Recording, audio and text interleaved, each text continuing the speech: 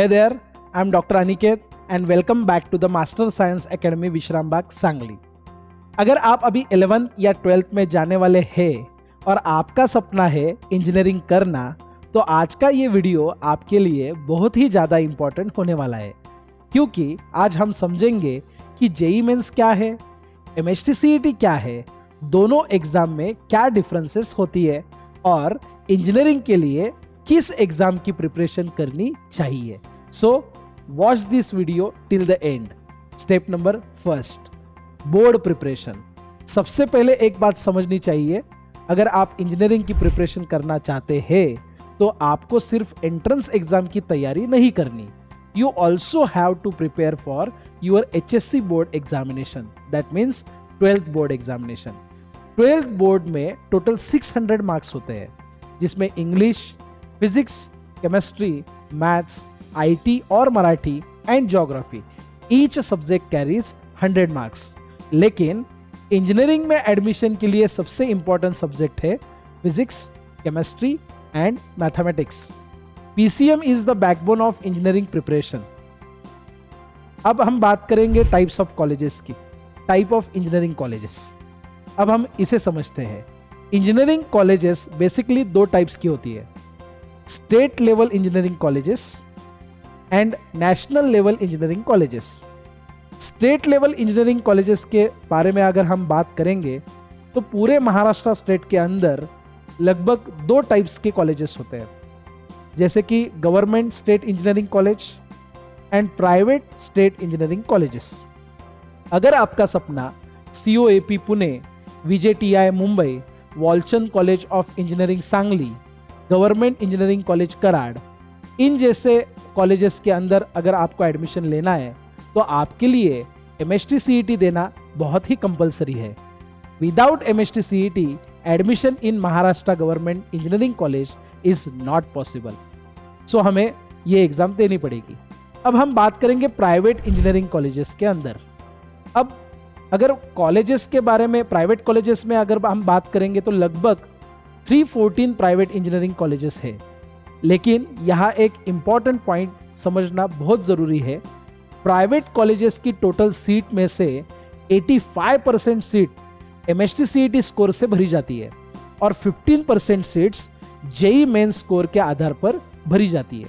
इसका मतलब अगर आपने जेईई मेंस दिया है तो भी आपको महाराष्ट्र के कई अच्छे कॉलेजेस में एडमिशन मिल सकता है। अब हम बात करेंगे नेशनल लेवल इंजीनियरिंग कॉलेजेस की। इंडिया में 3 सबसे प्रेस्टिजियस इंस्टीट्यूट है। Number 1 IIT, second NIT and third IIIT। अगर आपको इन कॉलेजेस में एडमिशन लेना है तो सबसे पहले आपको जेईई मेंस देना कंपलसरी है। लेकिन एक बात हमेशा याद रखिए, JEE main is only the first step. अगर आपका सपना IIT है तो जेईई मेन क्वालिफाई करना इंपॉर्टेंट है। जेईई मेन क्वालिफाई करने के बाद जेईई एडवांस देना कंपलसरी होता है, और सिर्फ जेईई एडवांस ऐसा एक माध्यम है जिससे हम IIT में एडमिशन ले सकते हैं। तो अभी ये JEE एग्जाम क्या होती है? JEE का फुल फॉर्म होता है जॉइंट एंट्रेंस एग्जामिनेशन। इस एग्जाम के 2 लेवल्स होते हैं, level first JEE main and level second JEE advance. हर साल लगभग 10 से 15 लाख स्टूडेंट जेईई मेन के लिए अपीयर होते हैं। उनमें से टॉप स्टूडेंट ही जेईई एडवांस के लिए क्वालिफाई करते हैं, और उसके बाद सिर्फ लगभग 10,000 to 15,000 स्टूडेंट्स को IIT में एडमिशन मिलता है। That's why IIT is one of the toughest engineering destination in India. अब हम जेईई मेंस के पैटर्न के बारे में जानकारी लेंगे। अब जानते हैं कि जेईई मेंस कैसा होता है। इस एग्जाम में सिर्फ 3 सब्जेक्ट होते हैं, जैसे कि physics, chemistry and mathematics. Every subject carries 25 questions and 100 marks. Total 300 marks होते हैं। जेईई का जो क्वेश्चन पैटर्न होता है, अगर हम वो देखेंगे तो हर सब्जेक्ट के अंदर 25 क्वेश्चंस है, जिसके अंदर 20 क्वेश्चन मल्टीपल चॉइस क्वेश्चंस होते हैं और 5 क्वेश्चंस न्यूमेरिकल वैल्यू टाइप होते हैं। जेईई के मार्किंग स्कीम जो होती है उसमें हर एक करेक्ट आंसर को +4 मार्क्स आपको मिलेगा और wrong answer -1 mark. Yes, there is a negative marking. इसलिए गेस वर्क बिल्कुल अवॉइड कीजिए।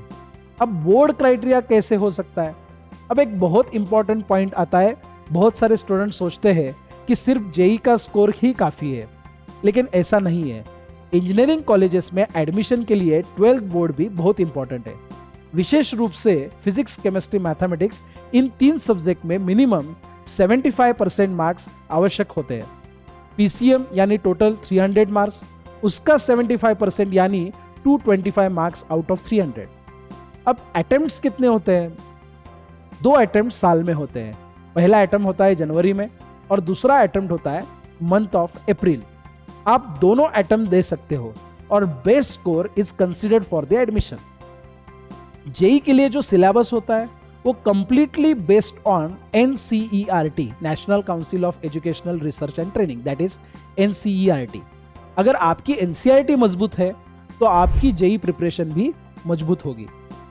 अदर एग्जाम्स जो होती है इंजीनियरिंग करने के लिए, उसमें बहुत सारे एग्जाम्स होती है जो जेई मेन के सिलेबस पे डिपेंड होती है, जैसे कि BITSAT, VIT triple E, UG double E, IAT, SRMJ triple E. यानी एक प्रिपरेशन में बहुत सारे मल्टीपल एंट्रेंस एग्जाम्स आप दे सकते हो। यही कारण है कि जेई मेन की प्रिपरेशन आपके करियर के लिए सबसे वैल्यूएबल इन्वेस्टमेंट साबित होती है। कंक्लूजन यही है कि अगर आपका सपना इंजीनियरिंग करने का है या इंजीनियर बनने का है, तो मेरी एक आपको सलाह रहेगी, don't prepare for only one exam, that is JEE mains. Prepare yourself for MST CET, JEE main, JEE advance, BITSAT, VIT triple E, UG double E, IIT, SRMJ triple E. One preparation, multiple opportunities and bright engineering career. So thank you so much for watching. All the best and see you in the next video. Thank you.